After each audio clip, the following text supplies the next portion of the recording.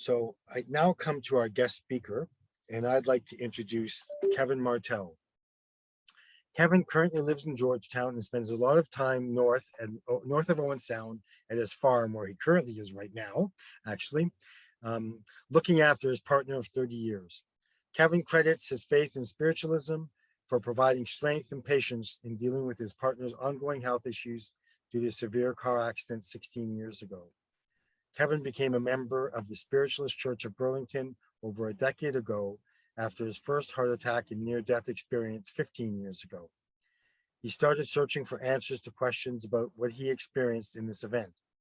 Kevin has been sitting in development circle and attending workshops to gain a better understanding of spiritualism and mediumship over the past 8 years, and started providing Sunday service inspirational conversation 5 years ago.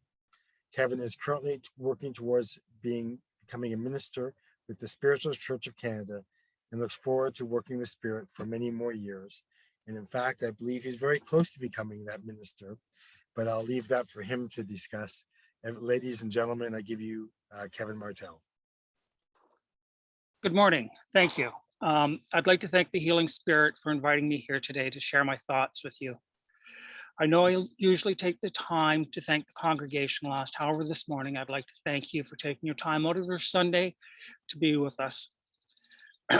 Excuse me. Sharing your love, your energy, and your friendship. And for those that have, and I know that all of us are virtual today, so thank you. It takes a bit of commitment to come online as well. Reverend Randy Kerman, I would like to thank you for that wonderful introduction and for hosting this afternoon, or pardon me, this morning.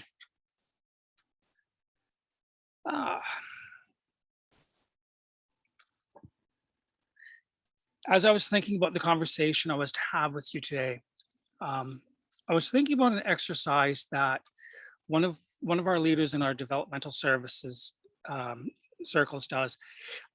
He will select a member of the circle that particular evening and provide them with one word. The task at hand is to explain that word, the meaning of the word, its spiritual connection or spiritual importance of the word, and how we extol its value through our words, our actions, and our deeds. I have had the opportunity to sit with this circle, and every time I do, I pray that I do not get picked for that one word, for I fear that I will have nothing to say. I know, imagine that if you can. It's hard to believe that Kevin has nothing to say. But each one of these words resonates with each other differently. How we perceive their meaning, how we connect to the word, and how we respond to the influence on it. Yet, as I was thinking about the generosity of others that were willing to share their thoughts openly on how these words affected them. Generosity, generous. Generosity is a disposition, a moral or spiritual orientation that inclines us, our affections, to care for others. It is also a deed or a practice by which individuals dedicate assets or personal services towards and for the care of others. And before I get too involved in today's conversation, I'd like to start with the prayer for generosity. Lord, teach me to be generous. Teach me to serve as you deserve, to give and not to count the cost, to fight and not to heed the wounds, to labor and not to seek to rest, to give of myself and not ask for reward, except the reward of knowing I am doing your will. I know that most of us can relate to individuals or corporate citizens that the media identifies when they donate large amounts of financial support to different causes or to organizations that support the needs of those requiring assistance. It is almost by default we think of the financial assistance or money when we hear these acts of generosity. In our daily lives, we often demonstrate our own acts of generosity towards others or to the charities and organizations.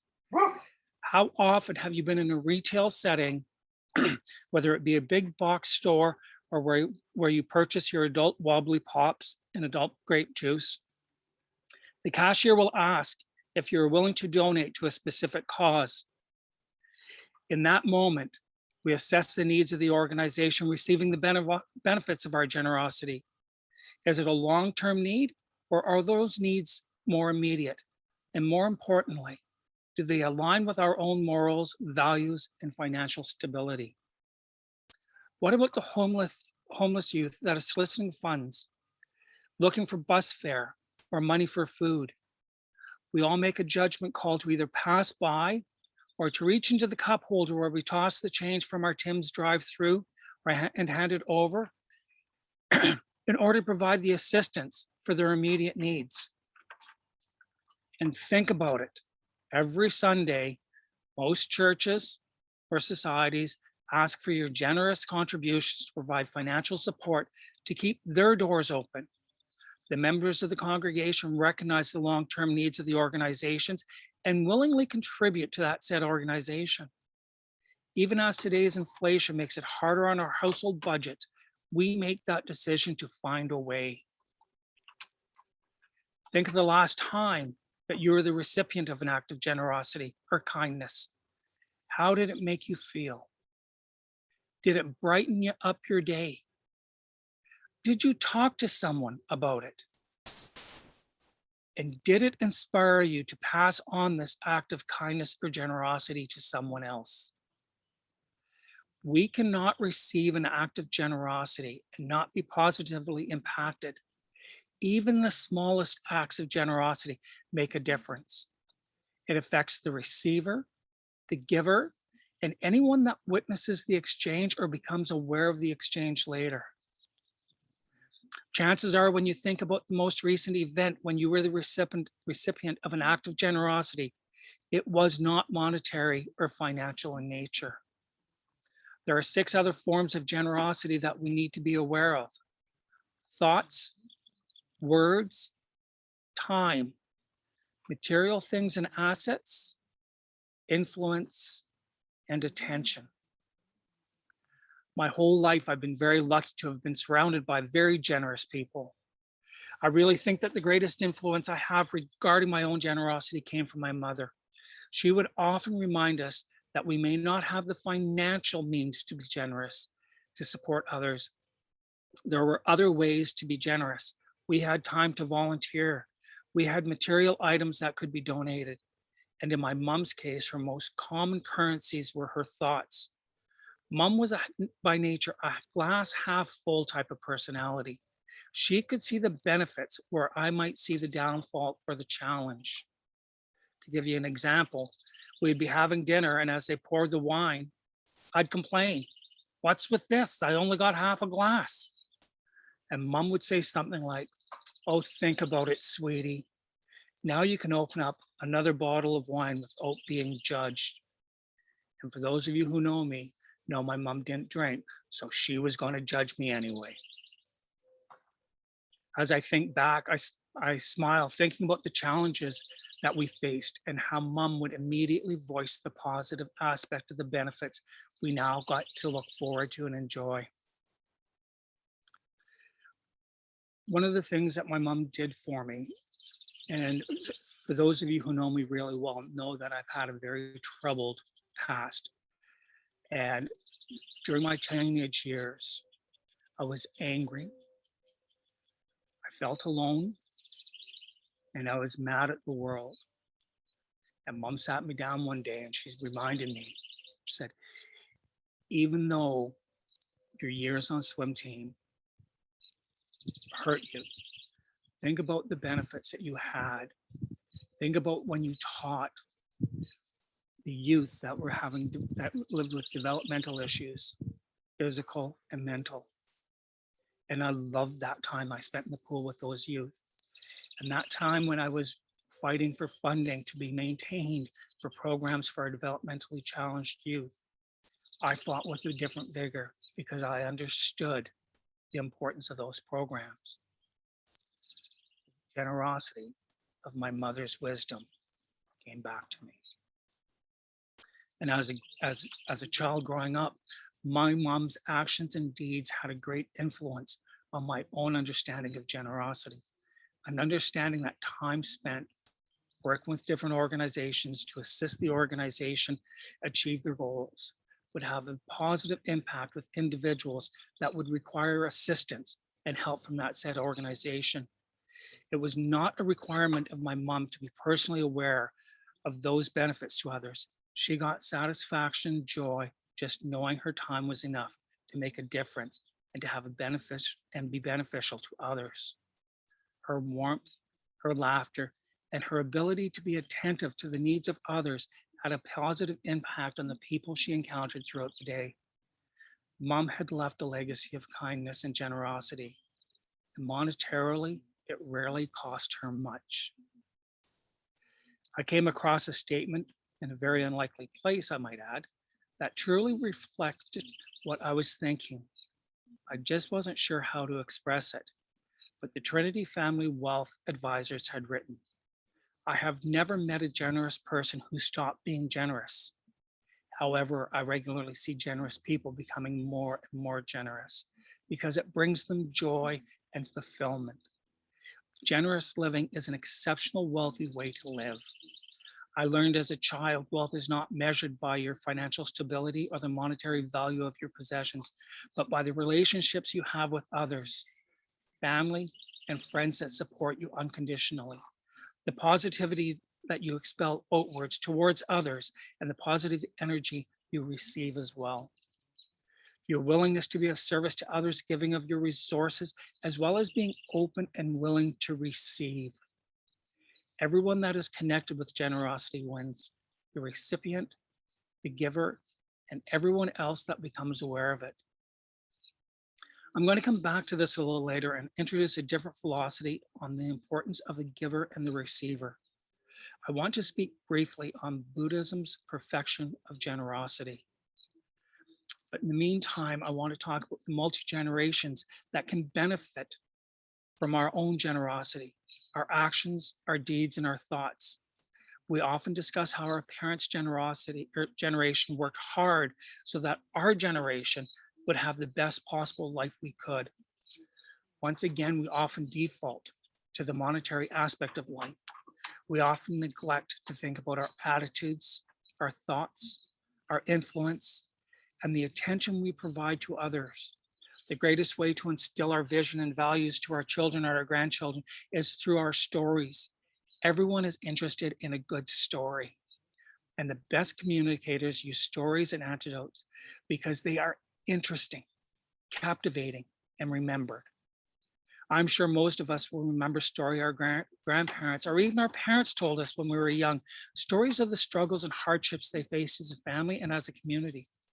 Stories that spoke of the support they provided and the support they received from family, the community around them, or even strangers that generously gave of their time and their resources.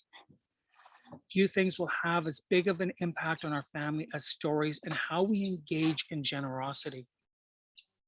Within the storytelling, we try to highlight and solidify our ideals and our values regarding generosity to our future generations. In doing so, we shift the focus from oneself and focus it on others, allowing the gratitude for what is good in our life to grow. The stories help to explain our personal identity and the legacy of the family within the community and the society. And when the family identity is formed and understood, it influences the self-identity of our younger generations. Stories can help to identify common and unifying interests that all can participate in, regardless of age, life experience, or resources. There are but a few of the number of returns that we can expect from having some simple conversations and sharing stories with multi-generations of a family regarding generosity. And just as important as it is to tell the story, to be able to engage in conversation about what is happening to us and others through generous living, we need to be able to encourage others as well. We need to find opportunities for kindness and giving in areas of our family members' interests. We need to be supportive of their endeavors without being overbearing. And more importantly, we need to model our behavior, our ability to give, to be kind, and to be generous. demonstrate how we use all 7 forms of generosity in our daily lives: our thoughts, our words, our time, finance or money, material things and assets, influence, and attention. Over time, others will catch the joy of living generously. I made this statement earlier. Everyone that is connected to generosity wins: the recipient, the giver, and everyone that becomes aware of it. And as children, we were often told to share our toys and our candy, and some of us were better at it than others.